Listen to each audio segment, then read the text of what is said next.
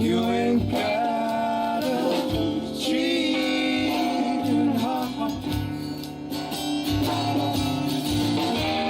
Oh, your love is true. You just gotta cheat every other part. Oh, it's gonna love this time. Oh, it's one of those times.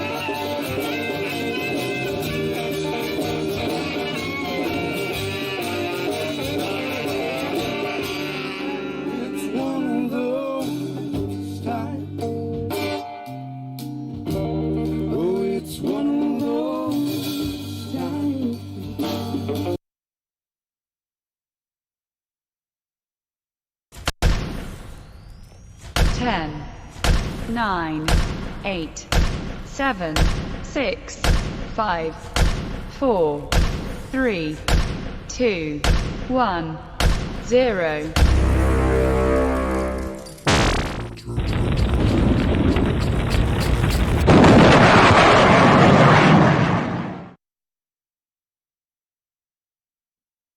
Hello, everybody. It's good to be with you. This is Michael Voss, the Dragon of the Southern Tier, here with you on No Soundbites Allowed for Sunday. It is Sunday. And I just got out of work, and I was wanting to speak about this earlier today, but I had to go to work and, got to pay the bills. Because talking about political commentary or doing political commentary and politics in general does not pay unless you get elected. And boy, does it pay well once you are. So there's a lot of stuff I want to talk about. In today, just very briefly, we're going to be talking about one simple thing. Baltimore and Elijah Cummings. Representative Elijah Cummings, Baltimore, President Trump. Let's get this out there. Because we're hearing so much right now, and so much of it is vitriol that is being surrounded by race. Who's a racist? Is it Elijah Cummings? Is it President Trump? Is racism destroying Baltimore? Is the lack of racism or the lack of awareness of racism destroying Baltimore? It's almost impossible to tell at this point. I mean, everything seems to be racism. Everything is racist, no matter who says it. Well, as long as they happen to be white, it seems. And I'm just fed up with this. I don't know. Is it just me? Is everyone else out there just going, I'm fed up with this? Because I tell you what, we should be. This is so annoying. And I'm listening to this because this popped up over the weekend. All of a sudden, President Trump puts out a tweet and he targets one of his least favorite people, Elijah Cummings. Now, Elijah Cummings, for good, bad, whatever you want to think about him, the man has been in Congress since 1996. He got elected in 1996. He's been there 23 years. And in 23 years, he's become a figurehead of the Democratic Party and Congress. And he's one of those individuals who has spent a lifetime in government.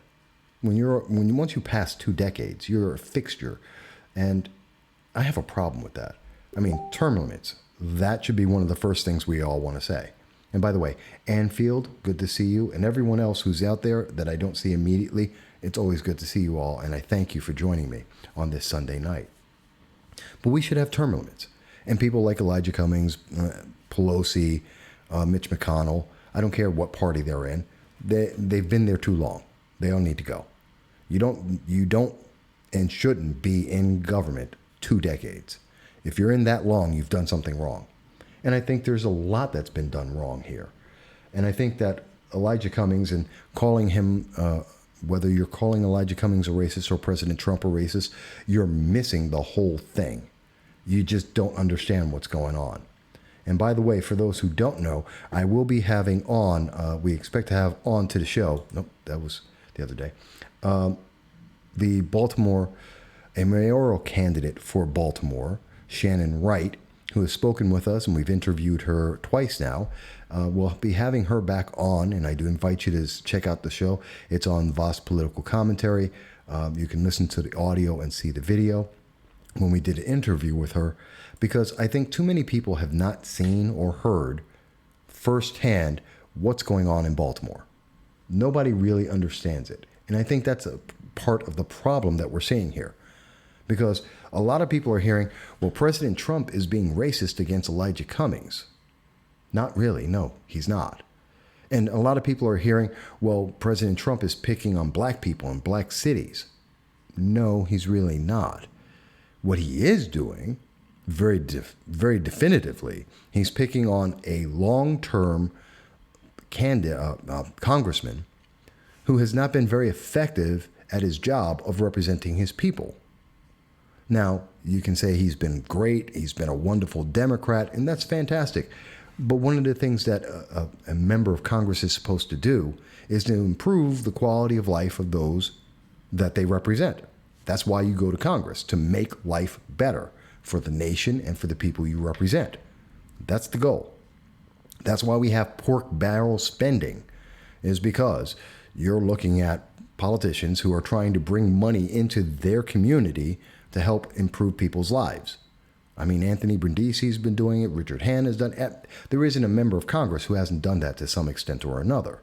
They've all done it. That's their job, in part, to do that. And so you would expect that if you have someone who's in Congress longer and has more and more power, that their community would do better and better, that they would have improvements. Because whenever it comes down to, there's something called CBDG spending, which is a federal grant, monies that come in for communities, cities, states, to be able to improve neighborhoods. And you would think, well, I've been in Congress 2 decades. I have a lot of friends. I get a lot of TV time. You're not a quiet wallflower. You would expect that that person's going to be getting more money for their district to do all kinds of things. Businesses are going to do better. Look at New York City. Do you think Amazon was coming to New York City and making deals with the governor and with everyone else because no one was trying, because they weren't popular, because they aren't figureheads, because they have no experience? Come on, let's be serious. And I say all of that to try and put this into some kind of context, because every time someone says, well, it's racist, they expect you to stop. They expect the conversation to end. You suddenly have been lost. You've lost because you're a racist. You can't talk about this. And I think that's absolutely wrong. I think it's absolutely stupid, because that doesn't end a conversation. And you can't just say that. When you look at the comments that have come from President Trump and you look at the responses and going back and forth, guess what? He's talking about a city. He's talking about Baltimore. And Baltimore is not a pretty place. In fact, if you took a look at it, this is from USA Today. This was published on February 21st of 2019. And it's the 25 most dangerous cities in America. And if you look at that list and you scroll on down, and I believe it is number 9. Nope. A little bit further. These are some huge cities here. Number 3. The number 3 most dangerous city in the world happens to be Baltimore. Well, not in the world, in the United States. 25th most dangerous city in America is Baltimore. They had over 2,027 crimes per 100,000 people, 342 homicides, poverty rate at 23.1%, unemployment at 6.1%. Guess what? Those aren't good numbers. Those are bad numbers. There is nothing good about that. And if you're wondering, Elijah Cummings, why is he the one who's getting picked on? Well, Elijah Cummings happens to be the congressman for the 7th District, which covers about 2/3 of Baltimore. So when you're seeing a city that people are directly saying, your city, you're a congressman, you're representing 2/3 of a city, and that city is considered the third most dangerous place in America, there's a problem.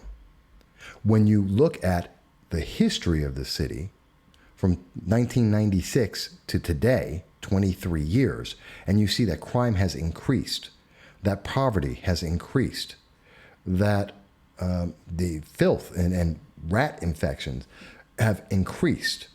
So much so, there's such a problem with rats, to be exact, that the Baltimore Sun, the newspaper, the Baltimore Sun, spoke about the documentary, rat film, talking about the problem with rodents and rats, and it aired on PBS. This is from February of 2018. Okay, a documentary that was made about the problem of rats in Baltimore. This is not a city that's a beautiful, shining city on the sea. This has got problems. This is a city that we've seen how many mayors? 3 mayors in a row that have left in disgrace, where they have had problems with, well, corruption is rampant and insane. And we spoke with Shannon Wright, who is running, a Republican, black Republican woman who is running in Baltimore for the mayor, to finally turn the ship around and try and get some kind of leadership that will actually end the corruption that has been consistent among Democrats in Baltimore. And that brings you to, well, I have to ask the question. Elijah Cummings, powerful national Democrat, powerful member of Congress, 23 years in Congress. You think he might talk to his party, the local city, the Democrats, and say, can we pick one candidate for mayor that isn't corrupt, that isn't trying to bilk money out of the city, that isn't going to have some kind of massive scandal, that isn't going to try and promote protests and riots? Because you would expect that from a member of Congress talking about his district. So when you put it in that kind of perspective, you suddenly have to have a very different view, I think.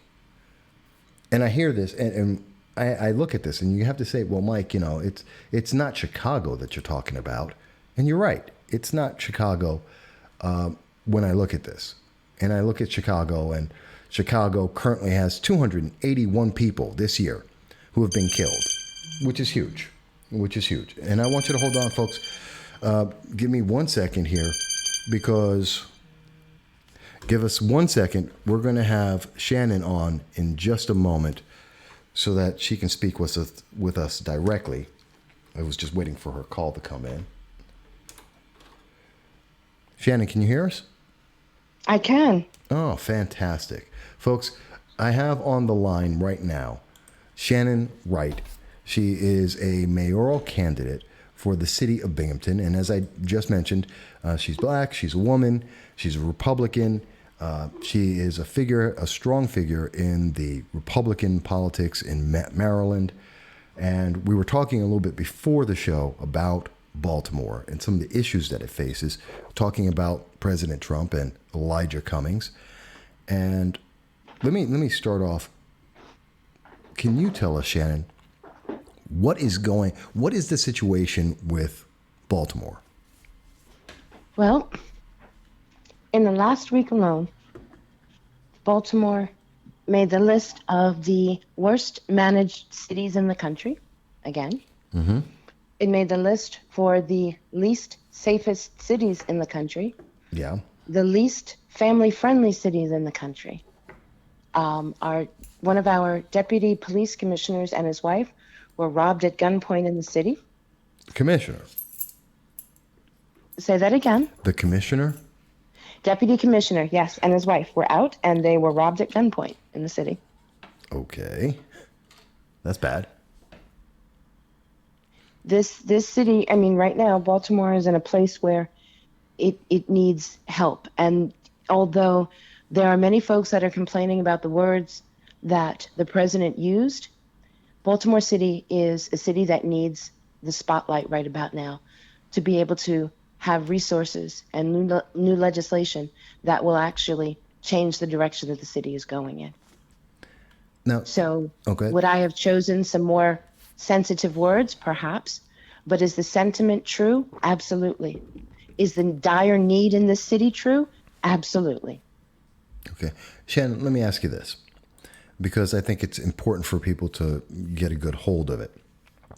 We've seen since 2007, according to the Baltimore Sun itself, that there have been some 3,344 homicides in Baltimore, and that 516 of them occurred in the Western District, which is considered Elijah Cummings' district. And currently, in 2019, there are 191 homicides, 34 of which took place in the Western District. Can you tell us where is this coming from? Is it poverty? Is it crime? Is it drugs, lack of education? Is it something that Elijah Cummings couldn't have any influence over? Or is President Trump just getting it all wrong? I don't think President Trump is getting it all wrong in that there are some serious, deep issues in Baltimore City. That is absolutely true. There are. Um, I think that it's a combination of drugs. It's a combination of lack of jobs. It's a combination of crime just being rampant in the city. But you don't get to a place where Baltimore is overnight, so the solution's not going to happen overnight either. But Right. the city needs to go in a new direction. And I think if the spotlight that the city is under right now, this little microscope, can start to make that turn, all the better for the city of Baltimore. Well, absolutely. I think anything that helps to improve things is always a good thing. Let me ask you this, because I'm very curious about this. Do you believe that President Trump saying that Baltimore, highlighting the facts that there is high crime, that there is a poor education, that there's an economic problem, when he highlights that, is he being racist? Is that racist because he says, Elijah Cummings, your district is in trouble? Here's the interesting thing. Facts are facts. Yeah. Most of what the president quoted were accurate facts with regards to the city of Baltimore and its current condition. Now, again, I would have used some softer words so that they couldn't be misconstrued as racist or anything else. But the facts remain that Baltimore City does have a crime problem. The fact remains that Baltimore City has a corruption problem. The last mayor just forced to resign, the one before her tarnished by comments she made during the riots, and the one before that actually forced to resign because of proven criminal activity. Yeah. Baltimore needs a new direction. And if the words the president's choosing to use right now incite enough emotion either for or against, but bring resources into this city so that this city can turn a corner and go in a new direction, I'm all for it. No, I can understand that. I have that. See, I one of the things I think, and I think we've heard this before, not with the last mayor Pugh, but the one before, I forget her name, when the riots were occurring in Baltimore City, and she said that Stephanie Rawlings Blake. That's it, Stephanie Rawlings Blake, when she was being highlighted, when Baltimore was being highlighted for the riots, and the fact that she was telling the police to stand down and allow the riots to go on, a lot of people said, well, that's racist. I think people use the term racism wrong. And I think that they apply it in these situations. It's, oh, well, someone's black is saying it, so we can't say anything now. And I think that's kind of what's happening in this case. Baltimore needs help. There are problems, but because they're saying it's racist, no one can do anything. Am I wrong on that? So I think that we're in a stage and a place in our country right now where people are overly emotional about the words that they use. And I think that there is some legitimate concern that things can be taken out of context and misconstrued. So I get that. But the bottom line and the facts still remain. Baltimore is a city in need of help. And we want to see the resources and the help come into the city. Right now, Baltimore's local elected officials, all of the council members, the mayor, comptroller, city council president, are all Democrat. Right now, Baltimore's state senators and state legislators are all Democrat. Yeah, and they have been for some time. And they have been. The last Republican mayor in the city of Baltimore left office the year I was born. Well, I'm not going to say how long ago that was. That would make me saying your age. You're a young, vibrant woman, and I'm going to say that. And your husband, Mike, is, I'm sure, shaking his head. Yes, that's the right answer. Baltimore has so this is what I try to tell folks. Baltimore has a lot of issues. Yeah. There are solutions to these problems. There's not one problem Baltimore has that does not have a solution. The problem is we have a completely Democratic delegation, both in the city, in terms of the council, the mayor, the comptroller, and the council president, our state legislators and state senators, and our congressional representative. Yeah. So the problem comes where they have their extreme ideology of what they feel should work. That clearly does not work in Baltimore. And then they bash the, quote, other side, which, as I said, there hasn't been a Republican leader in Baltimore City in a long time now. So you want to bash the Republicans. You're completely Democrat run. You still can't get it together. You want to bash the Republicans, and then you want to go to the Republican governor with your hand out, or the Republican president with your hand out. Instead of trying to come to the table, cross party lines if need be, to put the best interest of the people that elected you first. That's what's missing in Baltimore. Yeah, that's a powerful statement. That's a very powerful statement. And I got to ask something. And it's going to sound really weird, but given the culture, given Pelosi coming out and saying that President Trump's racist to say that Baltimore has issues, that it's racist to say that Elijah Cummings, the representative for the 7th District, most of Baltimore, to say that he could do more is racist somehow. Let me ask you this. So, oh, no, go ahead. Go ahead. I was just going to say, so last week, I co-host a morning radio show with my husband, Michael. Yes. And we've got a nice little listening audience. And we were covering the Democrat hopefuls for president. Mm-hmm. Okay. We were talking about Mayor Pete. Buttigieg. And I made a comment, and I made it on the air. I said, perhaps Mayor Pete should spend more time in his home district and take care of things there, so he wouldn't have to then try and figure out how to spin his lack of connection to the Black community based on activities in his own city. Maybe he need to go back home and spend some more time there. Now, I said that on the air. I am a Black woman that said that about a white man. Does that make me racist? I don't think so. I think that's a statement about... I don't think so either, because I wasn't saying go back where your ancestors came from.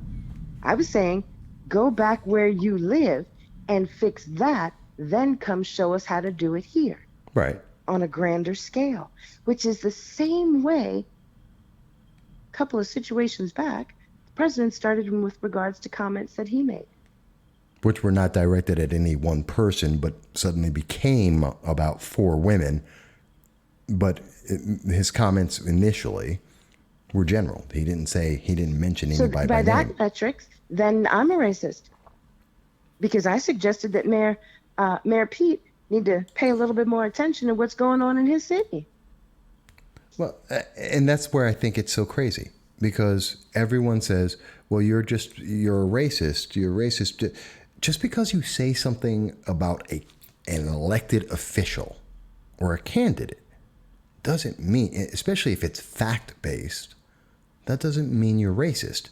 To say, like we've said it a couple times, And the important thing is fix Baltimore. That's the key. Fix Baltimore, which I think a member of Congress for 23 years, one of the most powerful Democrats in Congress, should have been doing.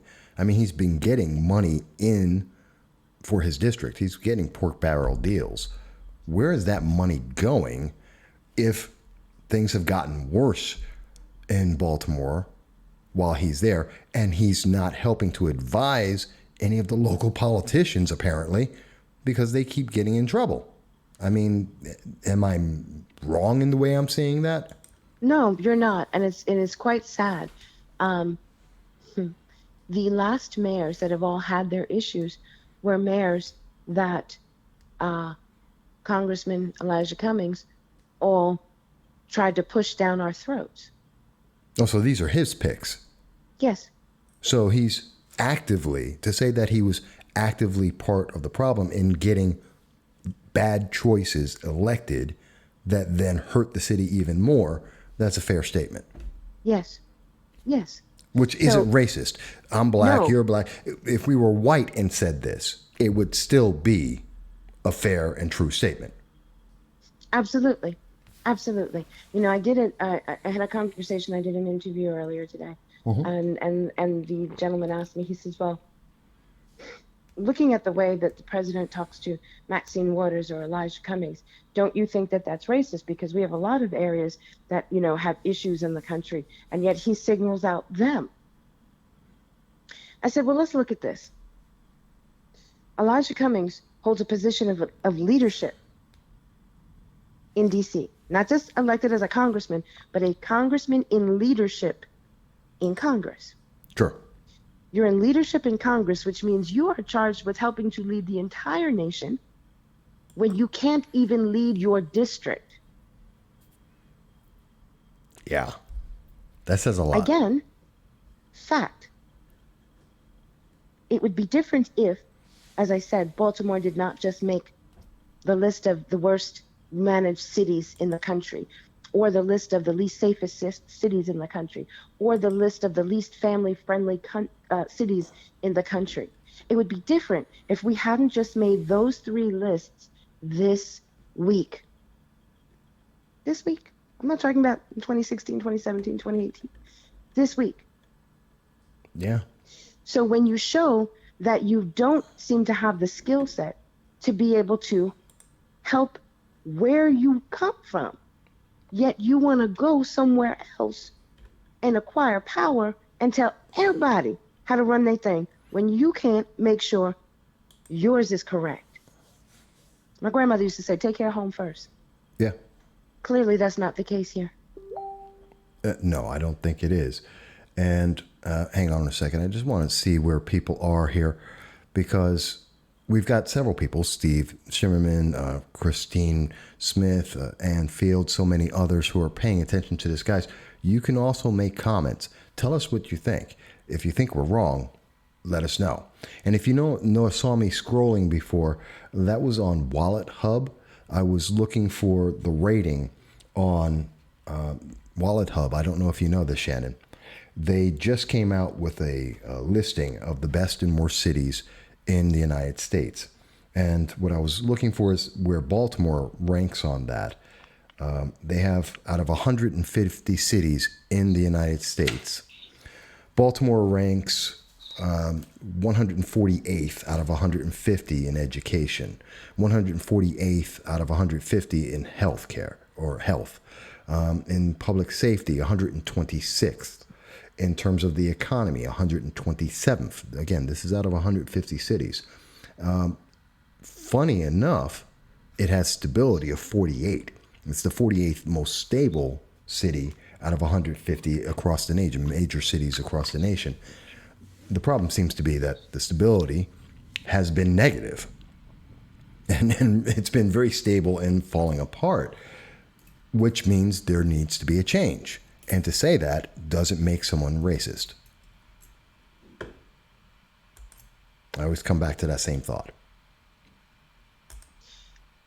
I look at Baltimore, I look at Gary, Indiana, I look at Detroit, I look at south side of Chicago, South LA.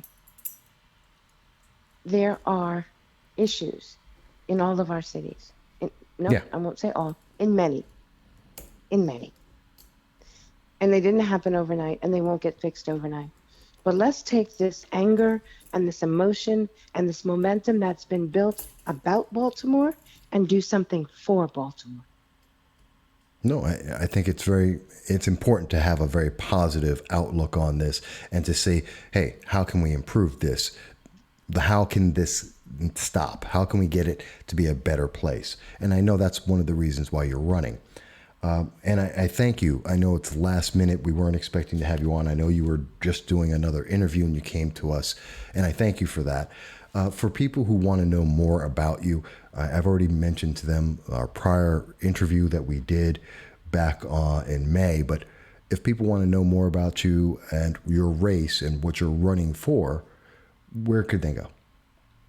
So you can find all the information you probably would want on Facebook at Wright for Baltimore and on our website, which is wrightformaryland.com. Okay. And, So, and I'm asking folks to literally put their money where their mouth is and to be a part of the change, the positive change for Baltimore City. We are getting ready to, in Baltimore, move to public finance. And I'm asking people that want to see a change in Baltimore in leadership and in policy to benefit the people to please go to my website and consider donating $20. That's it. $20. Because that in itself will make a difference. no, I think it can make a big difference. I think it can make a very big difference. One last question before I let you go. Do you know, I know back in 2015, Bernie Sanders ran through, he happened to drop in on Baltimore, and he had some negative impressions about his time there. In fact, I believe there was a couple of articles from the Washington Post on that. And actually, excuse me, I stand corrected.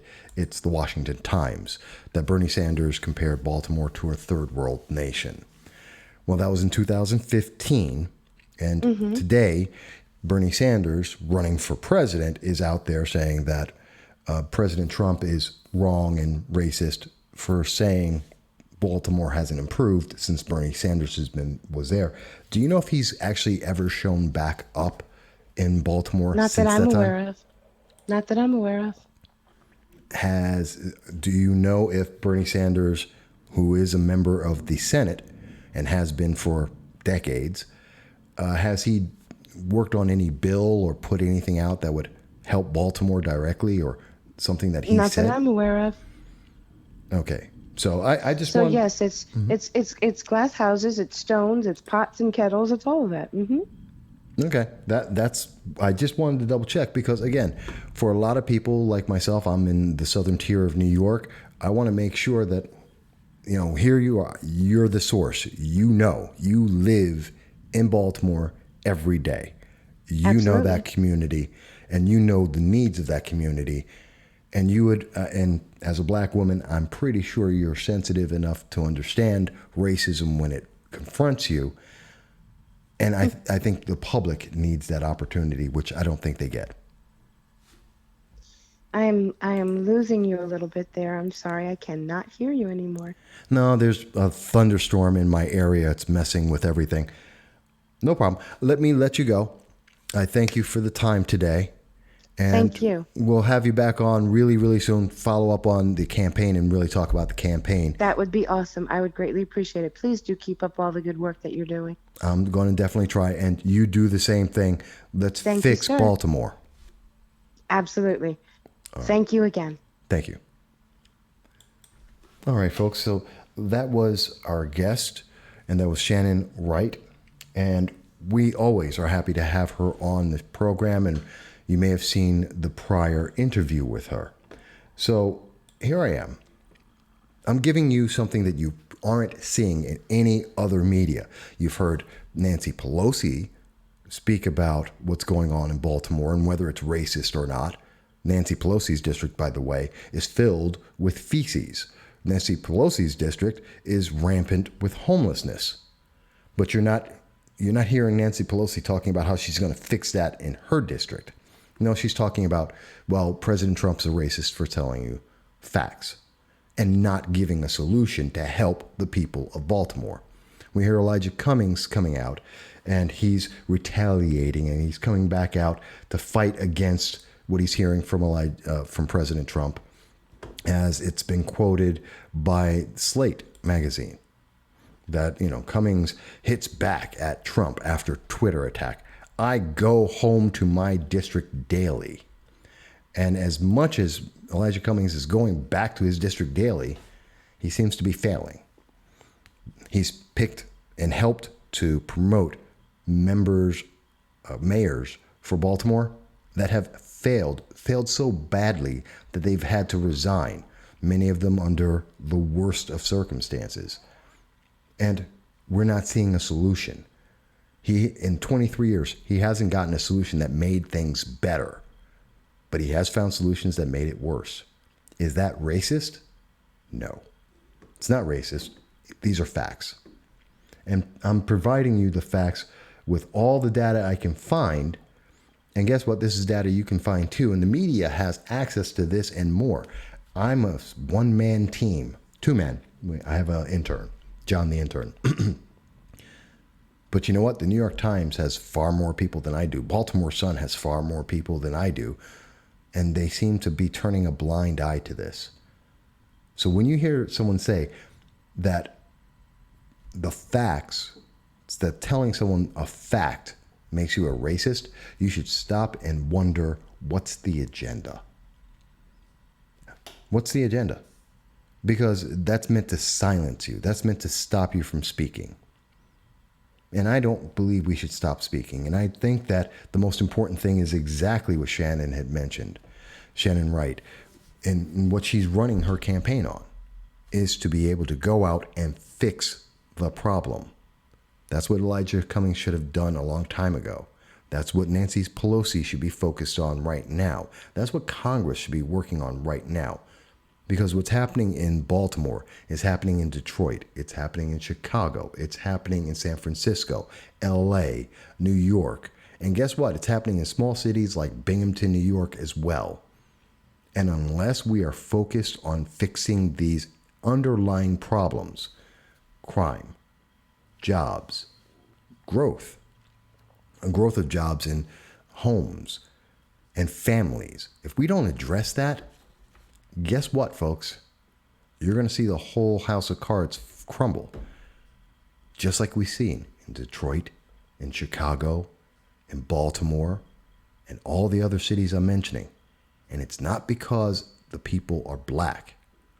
It's because you're losing the cohesion of our society, and you're losing the things that make life worth living. I don't want to hear this anymore, that people want to say, well, President Trump said something, so it must be racist. Let's stop that. I don't want to hear, well, you're a Republican, so you must be racist. Racists are racist, whether they're Democrats or Republicans, white or black. That's it. But that doesn't help us get to a solution. Let's focus on the solution. That's what I think. And I thank everyone who's stopped on a Sunday night to listen to this and have some comments. I hope you found the comments by Shannon Wright interesting, and please do check out her site and see what she's working on as a Republican black woman looking to fix what's going on in Baltimore. And I invite you to check out her site, which is rightformaryland.com. It's also on Facebook, and to see what her solutions are that Democrats who have run Baltimore for decades, nearly half a century, have failed to be able to see. I don't know. Maybe it's me, folks. Maybe it's me. Maybe I'm sensitive. I don't know. Maybe I'm just sensitive to people using racism as an answer for everything when it really isn't even important. But that's me. So we've been on for a little while. I thank you. I hope you found it interesting. I'm going to go. I look forward to seeing all of your comments. Tell me where you think I'm right, I'm wrong. I'll have a list of the links in the description. You can see this on YouTube as well. I'm looking forward to hearing your comments on YouTube, on Facebook, everywhere. Tell me what you think. Tell me where I'm right, where I'm wrong. What did we misunderstand? And I'm sure someone will tell me whether or not I'm a racist as well. But I look forward to seeing you all again very soon. And I want you to have a great Sunday night. Let's get ready for Monday. We're going to have a great start to the week. I'll talk to you again very soon.